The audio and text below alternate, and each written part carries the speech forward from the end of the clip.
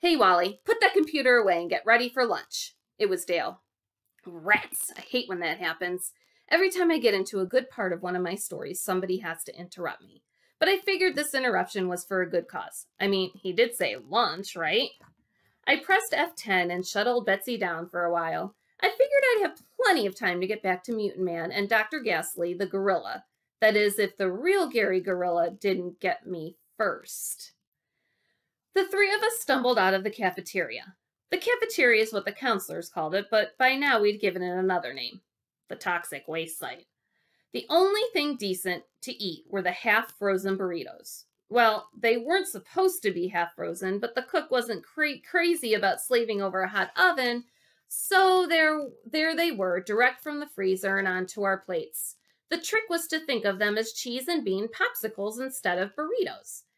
And with extra hot sauce poured on top, they were actually pretty good. Weird, but good.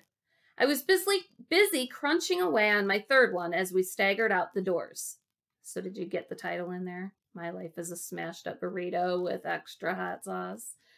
You call that a lunch? Wall Street groaned, holding her stomach. She was a Latino girl about my age. What were those hard blue things? I asked. Mashed potatoes, Opera shouted. Or butterballs. I threw a look over at the chubby kid beside us. Even though his Walkman was cranked up to 10, it was like he could still hear. Either that or he's the greatest lip reader. Amazing. Right then, he had been listening to The Barber of Seville by Fettuccini or Tortellini or one of those opera-type guys. How can you stand to listen to that junk? Wall Street shouted. You can't even understand the words. Can you understand today's stuff? Opera shouted back. Wall Street gave a shrug. So what's the difference? He had her there. The three of us had met at lunch. Opera and I were the first to spot each other. Immediately, we recognized the other guy for what he was, a fellow dorkoid. Dorkoids, you know the type. While everyone else is wearing hot new fashions, we're sporting frozen oldie hand-me-downs. While everyone else has the terrific put-downs, we usually say something dumb, or worse yet, polite. And while everyone else's chest begins to look like Sylvester Stallone, if you're a guy, we just keep looking on like Pee Wee Herman, and well, Pee Wee Herman. Like I said, Opera and I were the first to meet. Wall Street didn't join our little club until the meal was nearly over. You almost missed lunch, I said, as she sat beside us. I'll try harder next time, she joked, poking at the frozen burrito on her plate. I think they're hot dogs, Opera shouted over his Walkman. Or giant caterpillars. It's hard to tell when they're frozen like that, I shrugged. Thanks for the warning. How come you were so late? I asked.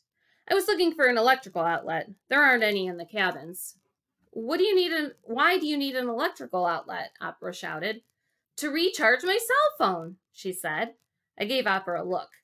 It sounded like the Dorkoids were about to increase membership by 1. I was almost afraid to ask the question, but I knew somebody had to. So, what do you need a cell phone for? Why do you need a computer? She countered. I'm going to be a screenwriter. And I'm going to be a stockbroker. Maybe we should start charging dues, I muttered. Pardon me? Never mind. I grinned as I reached out to shake her hand. Welcome aboard. I wasn't sure what type of stock a 10-year-old girl could buy and sell, but that didn't make much difference. The point was, she definitely qualified for membership. 15 minutes later, the three of us crossed the courtyard toward our cabins. We were friends forever, at least until the end of the week, whichever came first. And then it happened. Suddenly, Gary and his 2 goons showed up behind us. They didn't say a word. Neither did we. In fact, everything got very, very quiet, except Opera's Walkman. At that moment, some fat lady was screaming her lungs out like she was about to die. How appropriate, I thought. We continued to walk, and they continued to follow. Other kids also started following. Like vultures, they all seemed to know when someone was about to meet their maker. Soon, we, and most of the camp, arrived at our cabin. But I'd had enough. I mean, if I was going to die, I might as well do it before I had to face another meal at the toxic waste site. Well, here goes, I thought. It's now or never. Suddenly, I turned around. Oh, hi, Gary. I pretended to be surprised. So how's it going, man? I raised my hand to give him a high five, but instead of slapping my hand, he just looked over, probably checking for more peanut butter and jelly. Everyone waited. There was only silence, except for the fat lady singing. Finally, Goon 1 cleared his throat. In the spirit of friendship, different groups are chipping in to help Gary out on his chores. Maybe it was just my imagination, but suddenly the kid started to sound like one of those guys from the gangster movies. The girls are doing kitchen duty on his day to do that. The athletes are carrying his stuff on the canoe trip. And the smart kids are going to pick up his outdoor garbage. So that just leaves you guys, the dorkoids. What's left? Wall Street asked hesitantly. There's nothing left, is there? Latrine duty, Goon 1 said with a grin. The rest of the camp gave a little chuckle. But there's no latrine duty, Opera shouted. The fat lady was singing even louder than before. Every cabin has to clean their own bathroom. Gary just gave him a look. Well, that's the truth, Opera shouted. Those are the rules. We can't go against the rules. But Gary wasn't much interested in rules. He suddenly ripped off Opera's headphones, threw them to the dirt, and ground them under his foot. The fat lady died sooner than we had hoped. For a moment, Opera just stared down at the remains. Then, when we were sure he was about to break into a good case of tears, he looked up at Gary, gave a loud sniff, and threw himself at him. All 187 pounds of him! The crowd gasped at Opera's stupidity. This was going to be better than they'd hoped. Of course, Gary easily sidestepped Opera and had him in an armlock faster than you could say, "Oh well, nice try." But the gorilla wasn't finished. In true bully fashion, he threw Opera to Goon 2, who tossed him to the ground and started yanking his arm back even further. Feeling a little left out, Goon 1 also joined in. Opera screamed in pain, and for good reason.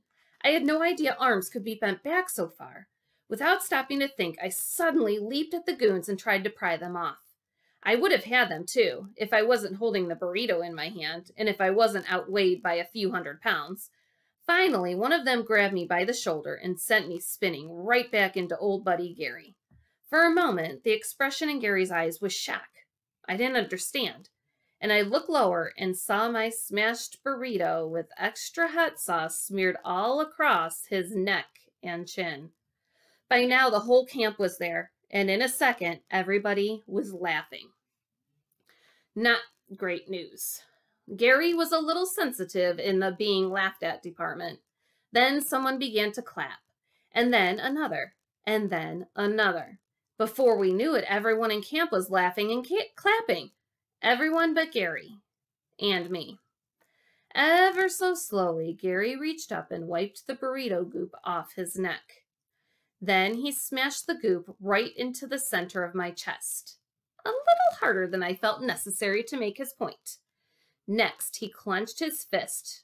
Uh-oh, I thought. Here it comes. A little free dental work. But then, just before he let loose, I heard, "That's enough, Gary." It was Dale. All right, Dale. The guy was getting pretty good at this rescue business. Gary slowly turned around. He was obviously taller than Dale by a good 3 inches. And we're not talking 3 inches of fat. We're talking muscle. Major muscle. But Dale wouldn't back down. I said, "That's enough." Gary eyeballed him for a long minute, trying his best to scare the guy. But Dale didn't budge. Not an inch. Finally, with a heavy snort, Gary let go of my shirt. "That's 3, weasel," he snarled at me under his breath. "I owe you for 3. Actually, I figured it was only 2. The bus and here. But hey, with muscles, I guess the guy didn't have to be a math whiz. Still, that wasn't the worst. For Gary and his goon patrol, as they turned to leave, the rest of the crowd started to chant. "Wally! Wally! Wally!" I guess they thought it was pretty funny. Not me, because with each Wally, I knew I'd be feeling even greater pain from the gorilla. Sure, maybe not at that moment, but let's face it, There was no way Dale could keep showing up all the time. Meanwhile, Opera rose to his feet and started comparing the lengths of his arms. "Come on," I mumbled. "Let's get out of here." All this as the crowd continued to chant, "Wally, Wally, Wally." I changed t-shirts back at the cabin. For a long moment, I held the one with the burrito and hot sauce smeared all over the front. As I stood there, I couldn't help but make the comparison. Somehow, I figured that burrito goop symbolized my whole life at Camp Wacko. "A smashed burrito," I mumbled half aloud. "Now doesn't that just figure? A smashed burrito with extra hot sauce." Thus the title of our book. We'll have to see how this continues with Gary and Wally. Have any ideas of what you think will happen? Chapter 3 is going to be testing 1, 2, 3. So I'll see you tomorrow, guys. Bye.